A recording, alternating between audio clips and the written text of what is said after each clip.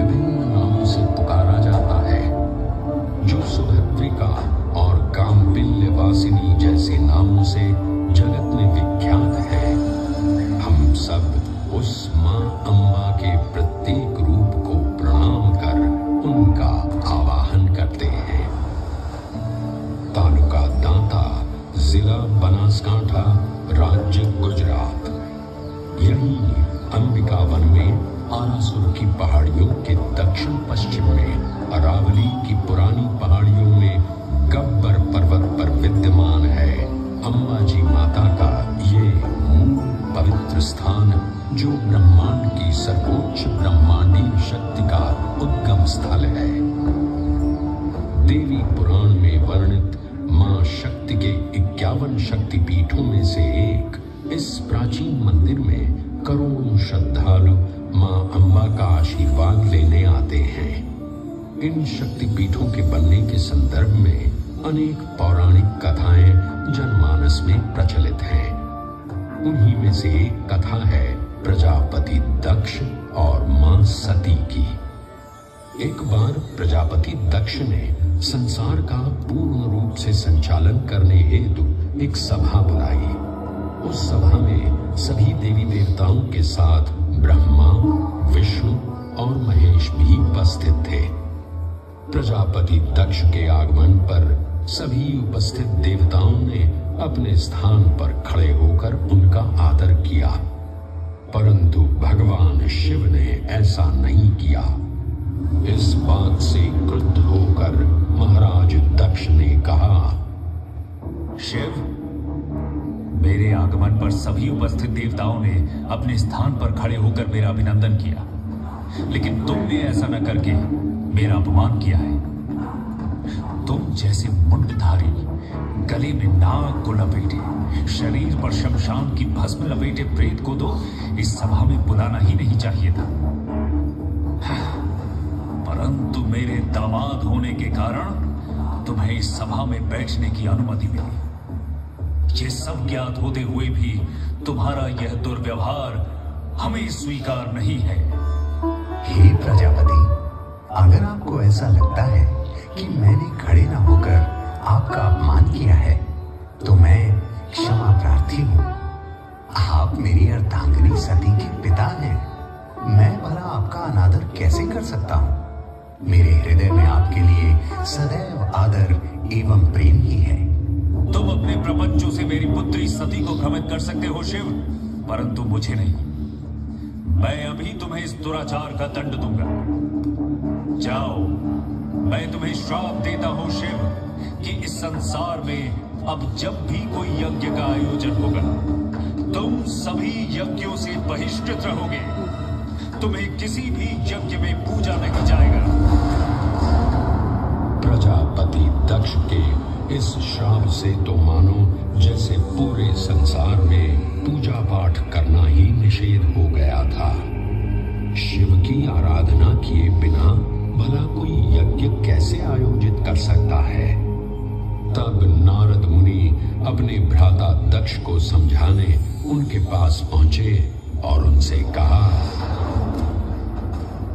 नारायण नारायण भ्राता दक्ष, क्रोध के वशीभूत आपने तो देवों के देव महादेव को ही श्राप दे दिया। ऐसा लगता है कि संसार में ना तो अब पूजा पाठ होंगे और ना ही यज्ञ होंगे, क्योंकि महादेव की आराधना किए बिना तो सब पूजन विधान अधूरे ही रहेंगे। यह केवल आपका भ्रम है भ्राता नारद, केवल भ्रम। आपको और समस्त संसारवासियों को अगर ये भ्रम है कि उस अघोरी शिव के बिना पूजा पाठ या यज्ञ नहीं हो सकते, तो मैं स्वयं ही एक यज्ञ का आयोजन कर सभी की शंकाओं पर पूर्ण विराम लगा दूंगा। नारायण नारायण नारायण नारायण। प्रजापति दक्ष ने कनखल में एक उत्तम यज्ञ का आयोजन किया। उस यज्ञ में सम्मिलित होने के लिए प्रजापति ने ब्रह्मा, विष्णु, इंद्र एवं सभी अन्य देवी देवताओं को आमंत्रित किया, परंतु अपनी बात सिद्ध करने हेतु उन्होंने भगवान भगवान शिव और सती को निमंत्रण नहीं भेजा। जब सती को ये ज्ञात हुआ तो वो स्वयं ही यज्ञ में सम्मिलित होने एवं अपने पिता से मिलने कनखल जा पहुंची। सती को देखकर प्रजापति दक्ष क्रोधित हुए और उन्होंने अपनी ही पुत्री का तिरस्कार करते हुए कहा, जब तुम्हें और तुम्हारे शिव को निमंत्रण ही नहीं दिया गया तो तुम इस यज्ञ में क्या करने आई हो सती? यह उत्तम यज्ञ है, जाओ, यहां तुम्हारी या तुम्हारे शिव के लिए कोई स्थान नहीं है। पिताश्री, आप मेरे स्वामी शिव की निंदा बंद करें। आप ऐसा सोच भी कैसे सकते हैं कि बिना शिव की आराधना किए कोई यज्ञ सफल भी हो सकता है? अगर आप ऐसा सोचते हैं तो यह आपकी बहुत बड़ी भूल है पिताश्री, बहुत बड़ी भूल। भूल? कैसी भूल? इस यज्ञ में जिन देवताओं को उपस्थित होना चाहिए था वे सभी यहां उपस्थित हैं। यहां संसार को भ्रमित करने वाले तुम्हारे अघोरी शिव की कोई आवश्यकता नहीं है। पिताश्री, मैं फिर कहती हूँ कि शिव निंदा बंद करें। मुझे लज्जा आती है ये कहने में कि मैं आपकी पुत्री हूँ। मैं अब इस देह में रहकर आपकी पुत्री बनना अस्वीकार करती हूँ। मैं अभी इस अग्निकुंड में कूदकर अपनी देह का त्याग करती हूँ।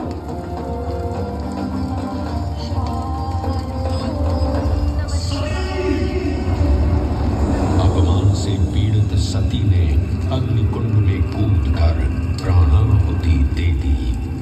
सती की मृत्यु का वृत्तांत जानकर क्रोधित शिव ने प्रलयंकारी तांडव प्रारंभ किया।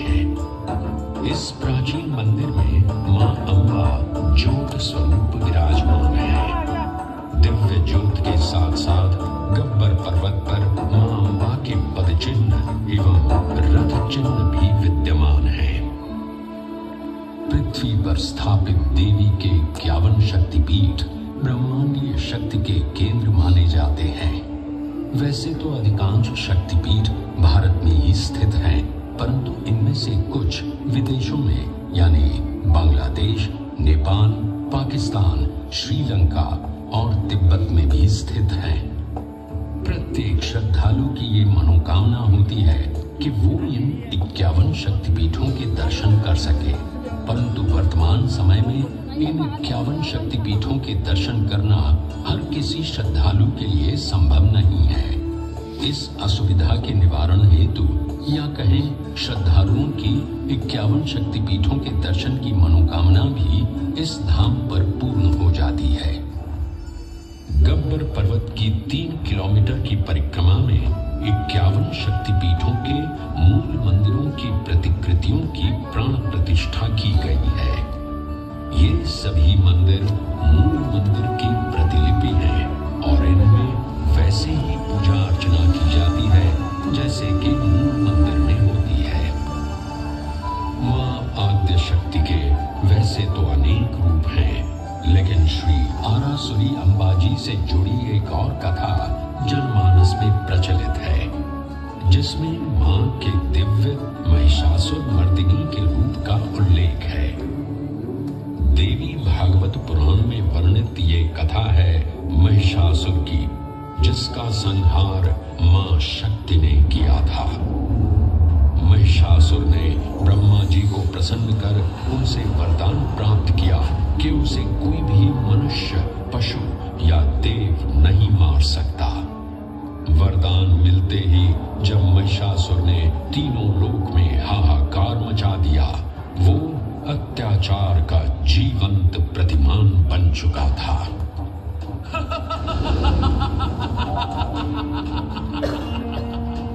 मेरी शक्तियों के समक्ष अब कोई भी देवता या मनुष्य मुझे परास्त नहीं कर सकता। ब्रह्मा जी के वरदान से तो मैं अब काल को भी चुनौती दे सकता हूँ। मैं अजय हूँ, मैं अमर हूँ, मैं महिषासुर हूँ, महिषासुर।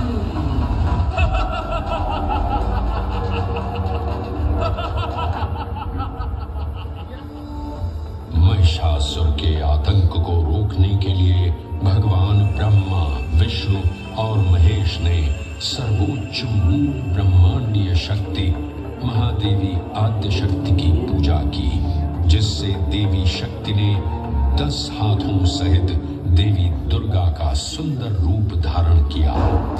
लगातार 9 दिन और रात तक चले इस युद्ध के अंतिम 10वें दिन मां दुर्गा ने अपने पवित्र खड्ग से महिषासुर का वध किया और महिषासुर मर्दिनी के नाम से जगत में विख्यात हुई।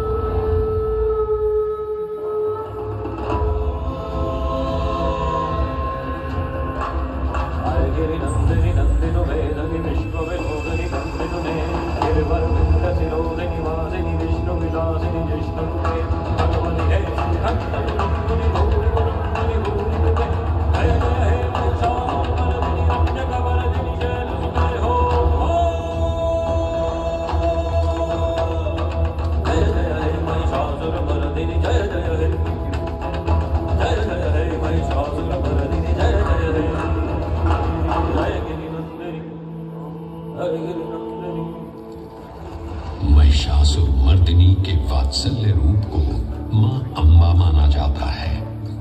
गब्बर पर्वत से लगभग 5 किलोमीटर दूर मां अंबा का नवनिर्मित निज मंदिर भी स्थापित है। वैसे तो ये मंदिर 1200 वर्ष पुराना है, परंतु वर्ष 1975 में इस मंदिर परिसर के पूर्ण जीर्णोद्धार का कार्य आरंभ हुआ। ये मंदिर अपनी सुंदर वास्तुकला एवं भारतीय पारंपरिक संस्कृति के लिए भी व्यापक रूप से प्रशंसित है। अद्भुत नक्काशी से परिपूर्ण इस मंदिर के 103 फीट के शीर्ष पर एक स्वर्ण कलश स्थापित है। ये स्वर्ण कलश आरासुर पहाड़ियों की खदानों से लाए हुए संगमरमर से बना है, जिसे सोने से मढ़वाया गया है। हवा में लहराता मां अंबाजी का ध्वज और उसके साथ राजसी त्रिशूल भी मंदिर के शीर्ष पर सुशोभित है। ये भारत का एकमात्र शक्तिपीठ है जहां लगभग 358 स्वर्ण कलश मंदिर की शोभा बढ़ा रहे हैं। देवी के सर्वोच्च नियंत्रक के रूप में माना जाता है। श्री आरासुरी माता अम्बा जी के निज मंदिर में देवी की कोई मूर्ति या चित्र नहीं है, बल्कि मंदिर की भीतरी दीवार में गोख जैसी एक गुफा है, जिसमें संगमरमर से निर्मित एक पवित्र वीषा यंत्र स्थापित है। ये भी मान्यता है कि ये वीषा यंत्र नेपाल के मूल यंत्रों और उज्जैन शक्तिपीठों से भी जुड़ा हुआ है।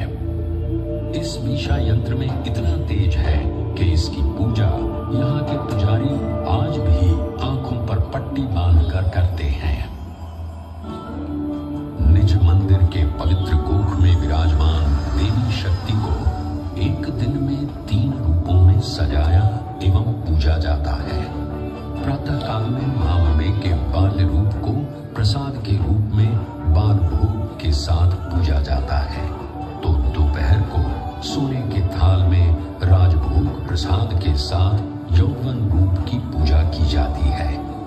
सायंकाल में सायं भोज के साथ प्रौढ़ रूप में उन्हें पूजा जाता है।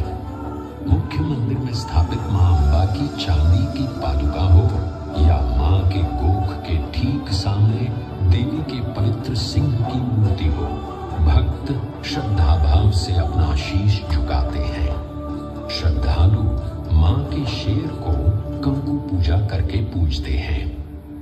इसी निज मंदिर के सामने चाचर चौक है, जहां एक अखंड ज्योत आज भी प्रज्वलित है। पौराणिक कथा के अनुसार इस अखंड ज्योत को मां अम्बा के भक्त अखेराज ने प्रज्वलित किया था। हर युग में मां अम्बा ने अपने भक्तों का उद्धार किया है और उन भक्तों में मर्यादा पुरुषोत्तम प्रभु श्री राम का नाम भी आता है। त्रेता युग में घटित ये किंवदंती आज भी यहाँ सुनाई पड़ती है। माना जाता है कि सीता माता की खोज करते हुए भगवान श्री राम और लक्ष्मण अरबुदा के जंगलों में आए थे। यहाँ उनकी भेंट ऋषि श्रृंगी से हुई। ऋषि श्रृंगी ने ही श्री राम को देवी शक्ति की आराधना करने के लिए प्रेरित किया। मर्यादा पुरुषोत्तम भगवान श्री राम ने जब देवी की आराधना की तो मां अम्बा ने उन्हें दर्शन दिए। हे राम, मैं तुम्हारी आराधना से प्रसन्न हूँ। बोलो, तुम्हें क्या वरदान चाहिए? हे जगत जननी, हे सर्वेश्वरी, आपका दर्शन प्राप्त करना ही मेरे लिए सबसे बड़ा वरदान है। आप सर्वव्यापी हैं, सब जानती हैं। अगर आप मुझे कोई वरदान देना चाहती हैं तो कुछ ऐसा वरदान दीजिए जिससे संसार का कल्याण हो सके। हे दशरथ नंदन, मुझे ज्ञात है कि आप इस भूलोक पर क्यों अवतरित हुए हैं। मैं आपको दिव्य अजय बाण प्रदान करती हूँ। यह बाण अचूक है। आप इससे जिस भी प्राणी पर प्रहार करेंगे उसकी मृत्यु निश्चित है। मान्यता है कि इसी अजय बाण से श्री राम ने रावण का वध किया था। श्री आरासुरी माता अम्बा जी मंदिर के ठीक पीछे समर्पित अजय माता मंदिर स्थित है। यहाँ से लगभग 8 किलोमीटर की दूरी पर कोटेश्वर महादेव का एक प्राचीन मंदिर विद्यमान है। आज भी ऐसा विश्वास है कि रामायण की रचयिता महर्षि वाल्मीकि का एक आश्रम इसी स्थान पर स्थापित था। ये पावन स्थान वैदिक कुंवारी नदी सरस्वती के उद्गम स्थल के रूप में भी जाना जाता है। आस्थाएं युगों के महासागर लांघती हुई समय की धार पर अनवरत यात्रा करती हैं। अम्बा मां के इस पावन धाम का महात्म्य भी त्रेता को लांघकर द्वापर तक चला आया। मान्यता है कि गब्बर पर्वत पर ही भगवान श्री कृष्ण का मुंडन हुआ था। इसी मान्यता के चलते आज भी श्री आरासुरी माता अंबाजी मंदिर के पीछे स्थित मानसरोवर कुंड में लोग मुंडन संस्कार के लिए आते हैं। महाभारत ग्रंथ में भी इस दिव्य स्थान का वर्णन मिलता है। ऐसा कहा जाता है कि राजकुमारी रुक्मिणी ने भाद्रपद की पूर्णिमा के दिन गब्बर पहाड़ी पर श्री कृष्ण से विवाह करने के लिए मां अंबा की आराधना की थी। मां अंबा ने प्रसन्न होकर उन्हें श्री कृष्ण की अर्धांगिनी होने का आशीर्वाद दिया था। ऐसी मान्यता है कि इस प्रसंग के पश्चात ही इसी दिव्य स्थान पर पहली बार नवरात्रि पर्व गुजराती गरबा शैली में मनाया गया था।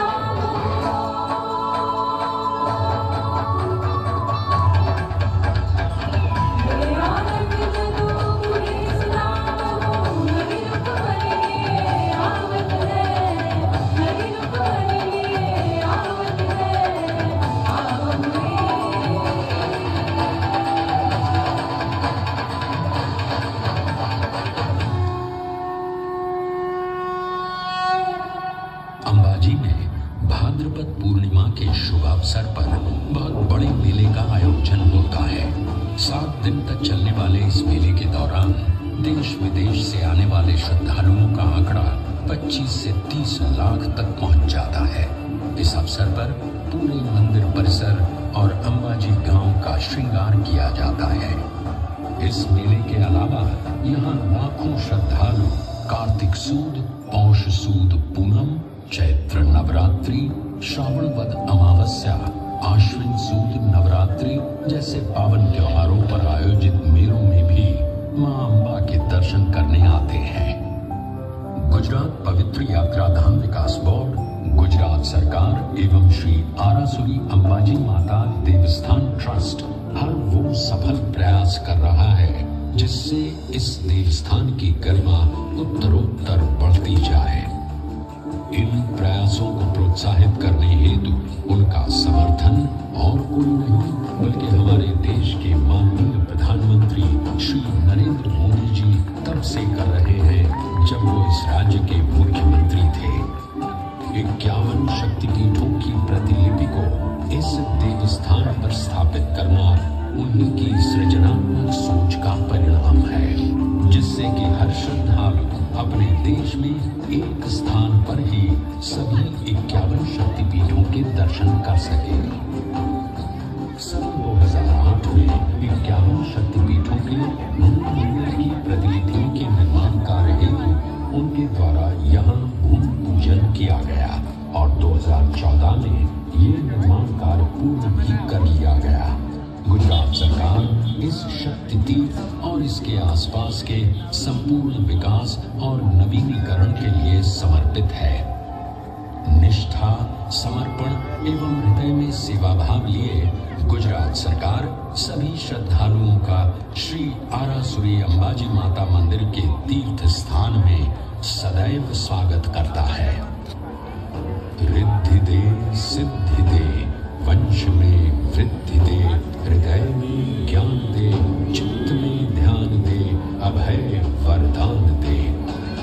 दुख को दूर कर, सुख भरपूर कर, आशा को संपूर्ण कर, सज्जन जो हित दे, कुटुंब में प्रीत दे, जग में जीत दे, माया दे, साया दे और निरोगी काया दे। मान सम्मान दे, सुख समृद्धि और ज्ञान दे, शांति दे, शक्ति दे, भक्ति भरपूर दे।